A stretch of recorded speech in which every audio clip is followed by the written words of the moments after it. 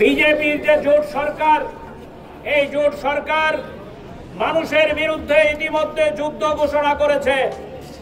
তারা একদিকে বিদ্যুতের বিল বাড়িয়ে দিয়েছে, বিদ্যুতের বিল বাড়ানোর নামে পেছনে দরজা দিয়ে বিদ্যুৎ দপ্তরকে বেসরকারি করার প্রথম ধাপ হিসাবে স্মার্ট মিটার আমদানি করেছে।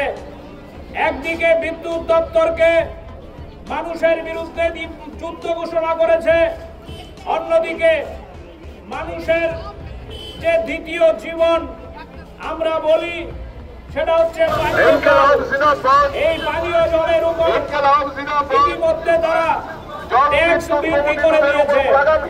এখানেই তারা ক্ষান্ত থাকেনি, আমাদের রাজ্যের শিশুদের এবং বিশেষ করে বয়স্ক মানুষের প্রতিদিন যে পুষ্টি যোগায় দুধ, আমাদের বামফ্রন্ট সরকারের তৈরি করা গোমতী ডায়েরি, এই গোমতী দুধ সেখানে পেছনের দরজা দিয়ে বৃদ্ধি করে দিয়েছে।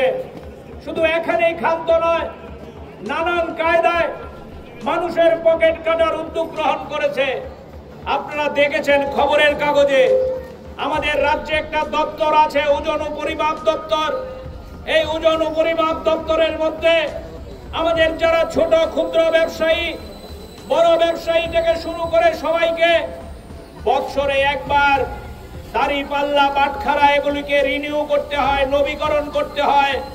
আমাদের রাজ্যের সরকার একটা নোটিশের মধ্য দিয়ে এই রিনিউ লাইসেন্স ফ্রি দ্বিগুণের বেশি বৃদ্ধি করে দিয়েছেন। আমরা জিজ্ঞেস করতে চাই, এটার নাম কি সবকা সাথ সবকা বিকাশের সরকার? এটার নাম কি ডাবল ইঞ্জিনের সরকার?